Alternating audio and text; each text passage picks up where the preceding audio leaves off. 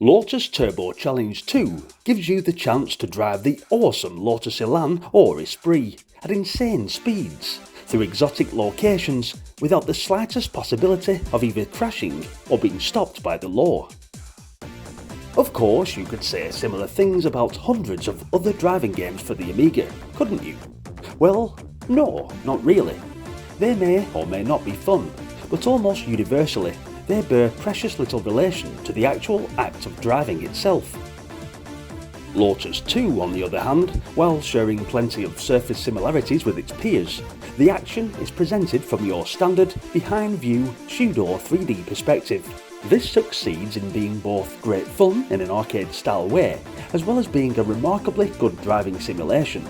In look, feel and ambition, it quite confidently left its rivals munching on exhaust fumes. It's a pleasant surprise that this isn't a game in which you're forced to race against dim-witted computer opponents. You can either slog it out with the elements, much like in real fast driving, where you're not actually racing anyone, just trying to get somewhere fast. Or take on 1, 2 or even 3 pals in the split-screen or computer-linked version. There's no racetrack as such. This is all out on the open road, and the only way to progress is to get to the checkpoint in time, pretty much like OutRun or games of that ilk. Each stage has its own set of graphics to differentiate between the various climatic conditions and look absolutely brilliant. The fog level is especially stunning and, coupled with the in-game sound effects, add considerable atmosphere to the proceedings. Other examples include the tumbleweed on the marsh stage and thunder and lightning on the storm section. There's also a number of smart in-game animations, such as the water splash as each car ploughs through, and sparks flying off the walls of the underground tunnels when a car smashes into the side walls. One trouble with the first Lotus was that, despite being a graphically excellent drive, it was badly flawed in the crash recovery department. If you got tangled up with an obstacle, the car would slow down to a halt. It wouldn't actually flip upside down though, making getting back into the race a real pain because the blasted car took so long to get itself started again.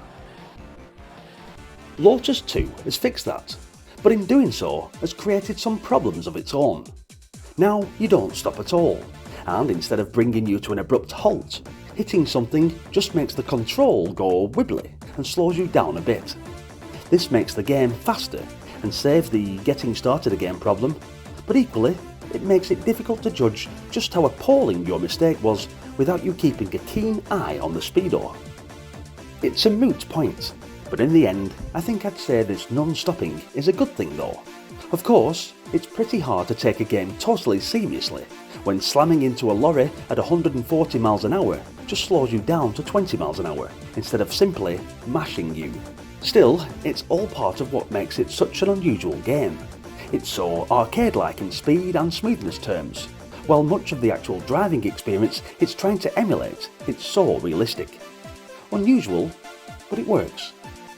The other really unusual thing about the game is the style and range of the weather conditions presented, and how they really affect the way your car handles and you play the game. Throughout though, the cars handle a treat. The sweeping descents into valleys and blind hilltops are as exciting as ever. And, of course, the programmers have made no mistakes with the parallax scrolling. As a one-player game, it's simply excellent. That said though, the best thing about it is the ability to play against your pals. As we've often said before, computer games are always best when you're trying to whip your buddies, and I reckon this applies especially to driving games. The horizontally split screen option puts you head to head against a pal using the same computer without any noticeable loss of speed. I would say that this is the best way to play the game. It's quite something. In all, there are over 60 checkpoints and more than an hour's worth of driving in Lotus 2. With the difficulty level set just right so that each stage is progressively harder than the last, it'll certainly take you much longer than that to complete.